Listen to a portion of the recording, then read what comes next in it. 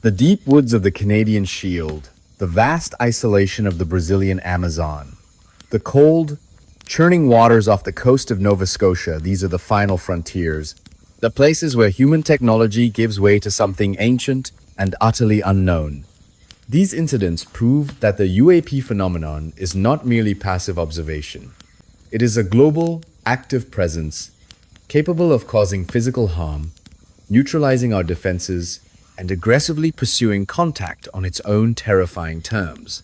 The narrative of aggressive contact begins in the remote wilderness of Manitoba, Canada, with a man who was simply doing his job. It was the 20th of May, 1967. Stefan Michalak, a geological prospector and a man of sober reputation, was scouting near Falcon Lake. The day was quiet until he was drawn to the sounds of honking geese and a sudden, intense smell like sulfur mixed with burnt electrical wiring. He approached a rocky outcropping and was stunned to see two oval, glowing objects sitting nearby. One ascended silently and vanished instantly. The other, however, remained, radiating an intense light. Michalak described the craft as having a smooth, metallic surface and a dome on top. Driven by curiosity, Michalak approached the craft. He noticed a door open in the side, revealing an intense light and strange muffled voices inside.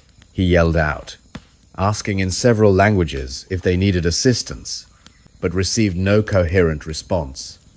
He reached out to touch the smooth metallic surface and found it intensely hot, drawing his hand back instantly. The hook and the true terror arrived seconds later.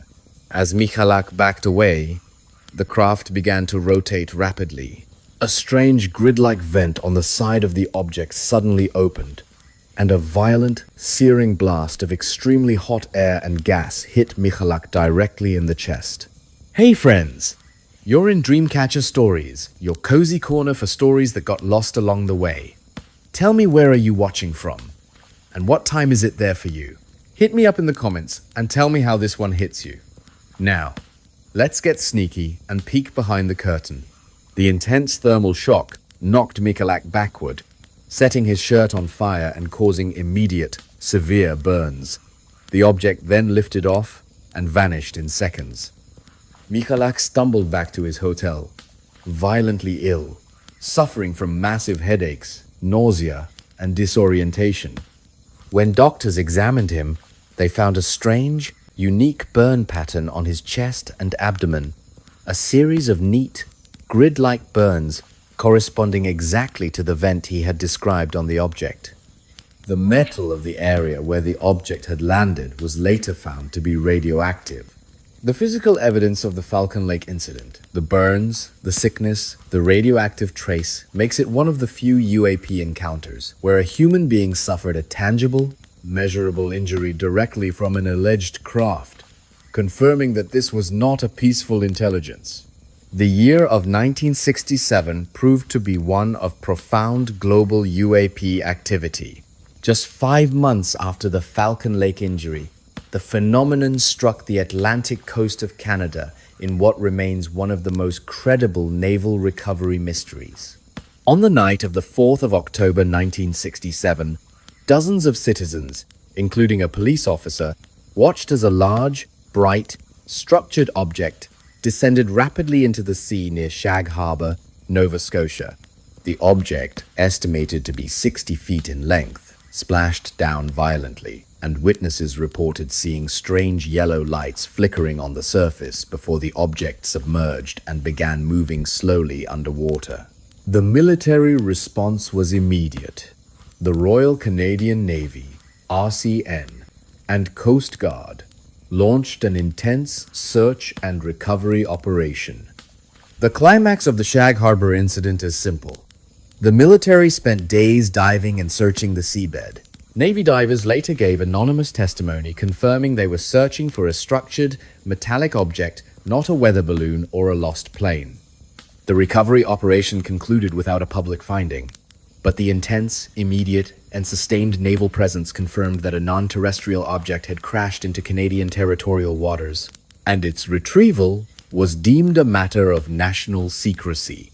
If Shag Harbor was about retrieval, the Varginha incident in Brazil was about capture. In January 1996, the world's attention shifted to Varginha, Minas Gerais, Brazil, following a series of events that began with a reported UFO crash and culminated in the alleged military capture of non-human entities.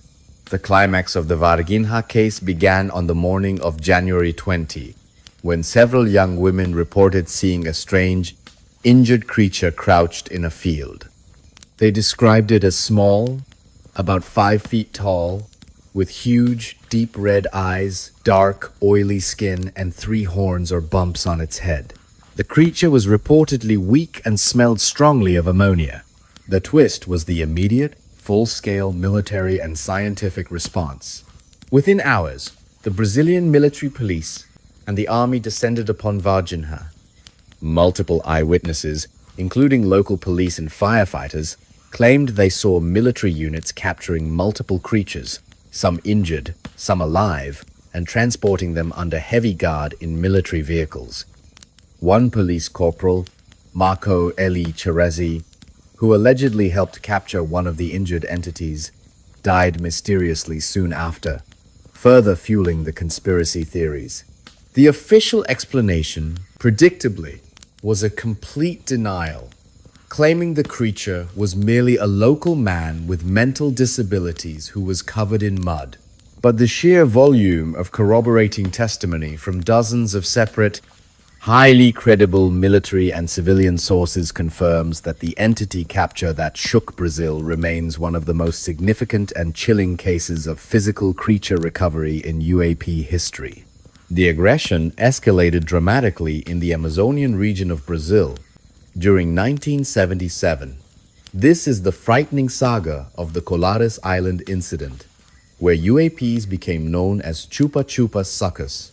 The phenomenon began not with a silent object, but with direct physical attacks on the isolated island population near the city of Colares. For several months, witnesses reported seeing small, luminous objects, some described as having structured shapes, others as balls of intense light descending rapidly. The main conflict was the UAP's terrifying modus operandi.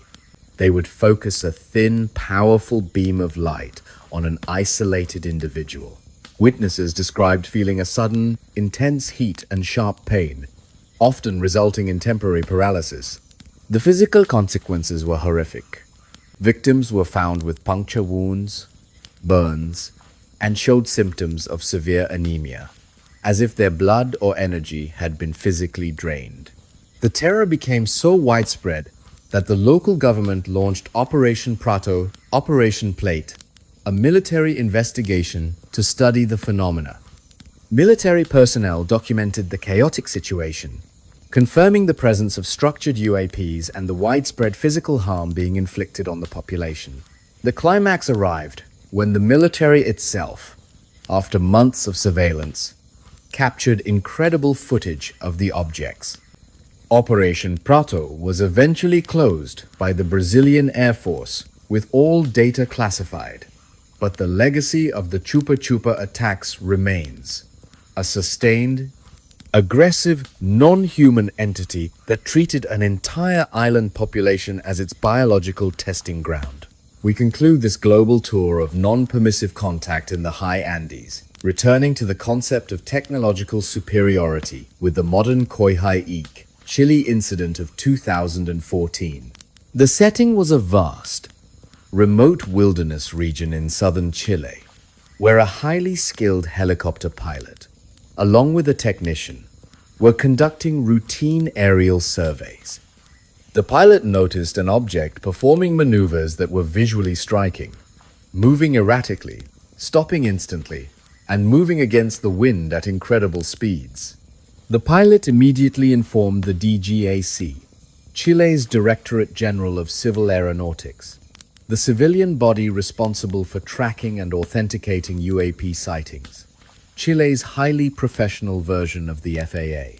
The DGAC confirmed the UAP on radar and began a methodical, scientific investigation. The twist in this modern case is the absolute lack of technological explanation. The investigation found that the object was moving at approximately 150 miles per hour, but it performed impossible maneuvers without showing any heat signature, conventional propulsion, or noise.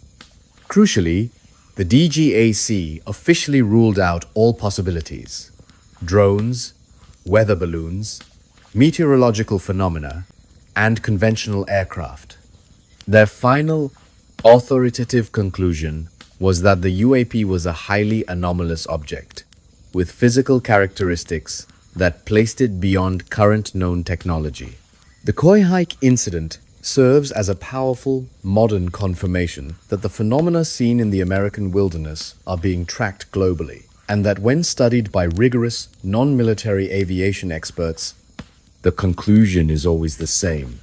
Something intelligently controlled is operating in our airspace that we cannot explain, cannot intercept, and cannot identify. These 5 non-U.S. incidents, from the painful radiation burns in Canada and the physical aggression in the Amazon to the military capture of entities in Varginha, firmly establish the terrifying nature of the UAP phenomenon. This is not a passive mystery. It is an active technological force that leaves behind physical scars, destroyed evidence, and the inescapable realization that when this intelligence decides to operate on our planet, we are utterly defenseless. And there we go. Another memory back from the dark. Don't go too far. I've got more mysteries itching to be told. Which of these physical interactions is the most concerning?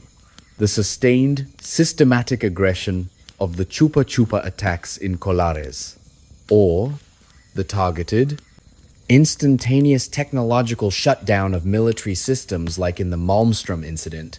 Malmstrom was covered earlier, but is thematically linked. Let me know your analysis in the comments below. And if you dare to explore more high-stakes secrets and global unexplained phenomena, be sure to subscribe to Dreamcatcher Stories and hit that notification bell. Until next time, stay safe and think critically about the shadows. The true mystery is not only what they are, but why they continue to appear in our most sensitive airspace, delivering cryptic warnings and baffling our most advanced military minds. These 5 global encounters, from the physical traces in French lavender fields and the medical tragedy in Texas to the military capture of entities in Varginha, underscore a terrifying reality. The UAP phenomenon is not random. It is intelligent, physical, global, and utterly non-permissive. It dictates the terms of engagement, leaving behind scars, scientific paradoxes, and the profound, enduring mystery of who is truly in control of our planet's skies. The realization that we are fundamentally defenseless is cemented when we look back at the history of these incursions, where these aerial intruders have repeatedly breached our most secured airspaces and neutralized our very centers of power. We begin this final historical sweep not with a solitary sighting, but with a massive aerial spectacle that demonstrated their technological mastery over our most sensitive zones. The summer of 1952 was hot in Washington, D.C., but the skies were hotter. Over 2 consecutive weekends in July, the nation's capital experienced the most intense, verifiable wave of UAP sightings in its history. The objects, described as brilliant, fast-moving lights, appeared directly over the White House, the Capitol building, and the Pentagon, the most heavily restricted airspace in the world. The main conflict was the absolute humiliation of the Air Force. The UAPs were tracked simultaneously by multiple civilian and military radar installations at Washington National Airport and Andrews Air Force Base. When Air Force F-94 interceptor jets were scrambled to investigate, the UAPs simply vanished from radar or performed impossible maneuvers. suddenly reversing direction or accelerating far beyond the jet's capabilities.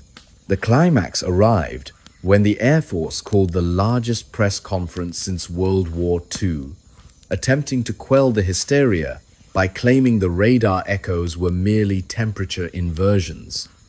However, the pilots, air traffic controllers, and intelligence officers who witnessed the event both visually and on their screens knew they had been completely outmatched by something non-human. The Washington, D.C.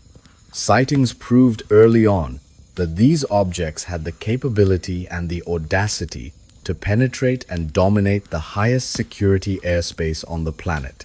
We move back to the American South for a case of physical interference that shut down technology across an entire region. This is the Levelland sightings in Texas, 1957. On the night of November 2, multiple residents across Levelland and nearby towns, including police officers, reported seeing a large, oblong, luminous object moving low and fast. The conflict Utama, main conflict, wasn't just the visual sighting, it was the electromagnetic effect.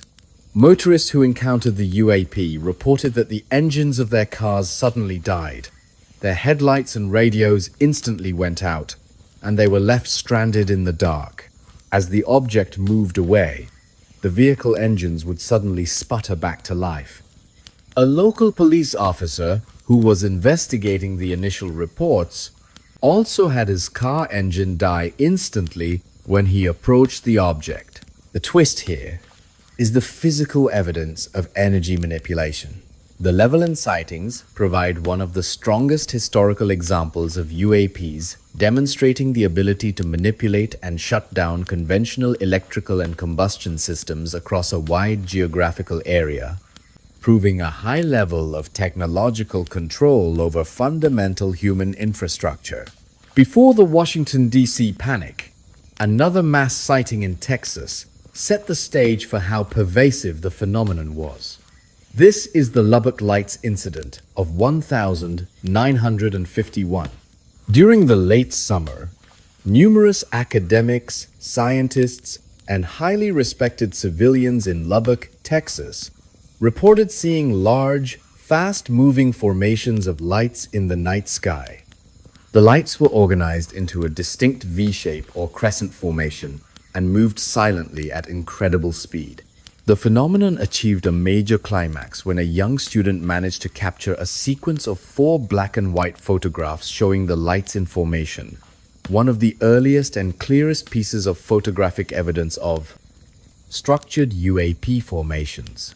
The Air Force's official scientific analysis concluded that the objects were likely migrating birds, reflecting city lights, an explanation that was immediately rejected by the witnesses, who included a respected professor who had personally tracked the objects. The Lubbock Lights proved that these structured formations were being tracked visually and photographically years before the mass panic of 1952. The phenomenon is not exclusive to the Cold War West. Its presence was also deeply felt behind the Iron Curtain. This brings us to the Voronezh landing, Russia of 1989. In September 1989, the Soviet news agency TASS reported an extraordinary event in the city of Voronezh. A large, reddish sphere had landed in a public park. The report, which came directly from the state-controlled media, involved numerous eyewitnesses, including children and adults. The main conflict was the entity report and the political context. Witnesses described seeing tall, three-eyed entities emerge from the craft, accompanied by a small floating device that resembled a robot. This was not a rumor. This was reported by Pravda and TASS, signifying official acknowledgement by the Soviet system, a massive political twist. The investigation included medical teams examining the children, who showed high levels of fear and physiological stress. The Voronezh landing remains one of the most significant entity reports outside of Western documentation, confirming that the UAP phenomenon and the entities associated with it transcended all global political and ideological boundaries. We close with a near disaster that demonstrated the danger these objects pose to commercial air travel. This is the Kekrops incident over Brazil, 1977. In October 1977, the pilot and crew of a domestic Brazilian airliner, VASP Flight 169, were suddenly alerted to the presence of two powerful, brilliant white objects following their plane. The objects were visually confirmed and tracked by multiple ground radars. The pilot reported that the objects flew in tight formation with the airliner for over 30 minutes.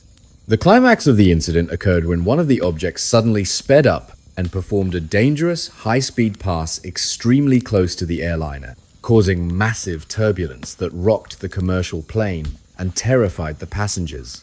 The objects then suddenly vanished from radar. The investigation confirmed that the objects were tracked at speeds up to 1,500 miles per hour, far exceeding any conventional aircraft. The Kekrops incident is a stark reminder that UAPs are not just a military concern. They are an active threat to civil aviation, demonstrating a willful disregard for human safety and sovereignty in shared airspace. These 15 incidents, ranging from the military chaos over the White House to the disabling of car engines in Legoland and the terrorization of commercial flights, prove that the UAP phenomenon is a historical constant. It is intelligent, technologically dominant, and deeply integrated into the security and infrastructure of our planet. The true mystery is not locating the objects, but understanding the agenda of the intelligence that controls them. And there we go, another memory back from the dark. Don't go too far, I've got more mysteries itching to be told. Which of these high-security intrusions is the most unsettling? The neutralization of nuclear missiles at Malmstrom covered earlier, or the complete control demonstrated over the US Capitol's airspace in the D.C. sightings? Let me know your analysis in the comments below. And if you dare to explore more hidden government secrets and global unexplained phenomena, be sure to subscribe to Dreamcatcher Stories and hit that notification bell. Until next time, stay safe and think critically about the shadows. The true mystery is not only what they are, but why they continue to appear in our most sensitive airspace, delivering cryptic warnings and baffling our most advanced military minds. These 15 incidents, ranging from the military chaos over the White House to the disabling of car engines in Legoland and the terrorization of commercial flights, prove that the UAP phenomenon is a historical constant. It is intelligent, technologically dominant, and deeply integrated into the security and infrastructure of our planet. To truly comprehend this global agenda, we must look beyond the immediate skies and acknowledge that these intelligences are not confined to the air. They operate across all domains, diving into the depths of our oceans and stretching back across centuries of human history. We begin this final survey not in the air, but in the deepest, least explored part of our world, the sea. The UAP phenomenon often transitions into USOs, unidentified, submerged objects, confirming the transmedium capability that shocked the Nimitz pilots. Multiple naval and civilian witnesses globally have reported immense, structured objects moving silently and at impossible speeds beneath the waves. Submarine commanders and sonar operators have tracked objects moving in controlled patterns that defy known hydrodynamics, traveling hundreds of knots without cavitation noise. One particularly disturbing pattern emerges from the US Navy's archives, where reports detail objects suddenly decelerating from speeds in the atmosphere and diving directly into the ocean. The main conflict here is the realization that the deepest, most secure parts of our planet, the global oceans, may in fact serve as the home base or primary area of operation for these intelligences, making their appearance in our skies merely a temporary excursion. This profound maritime mystery confirms that our lack of knowledge extends far beyond the atmosphere. We travel back to the dawn of the UAP phenomenon in the U.S., to a sighting that gave early credibility to the structured nature of the objects.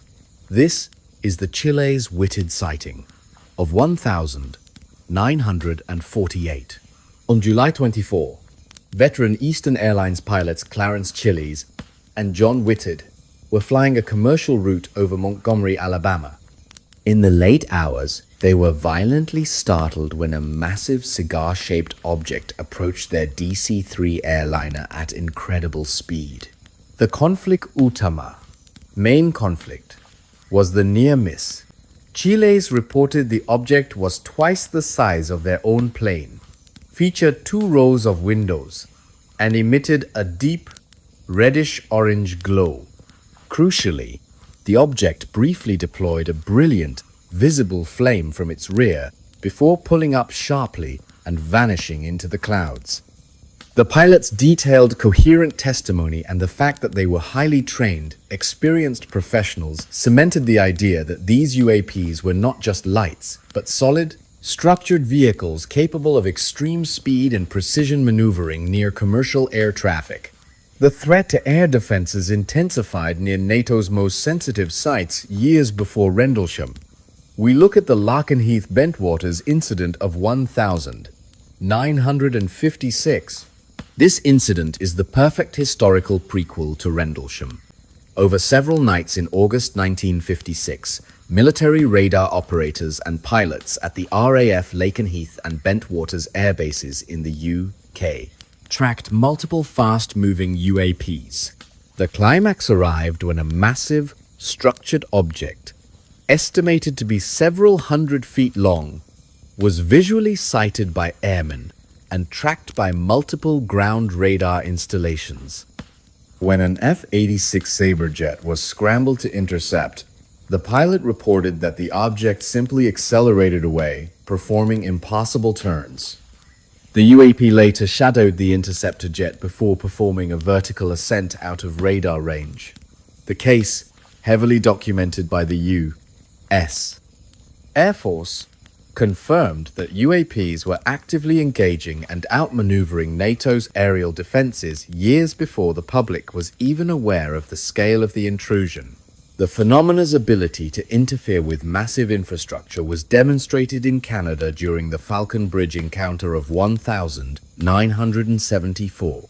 The main witness, a security guard named Stephen Michalak, no relation to the Falcon Lake witness, was on duty near the Dease Island Tunnel on the Fraser River in British Columbia, which involves a massive suspension bridge infrastructure. Michalak observed a brilliant, oval-shaped UAP hovering silently near the bridge. The twist came when the UAP descended slightly, causing the engine of the security truck Michalak was using to die instantly. The lights on the bridge itself flickered violently and dimmed.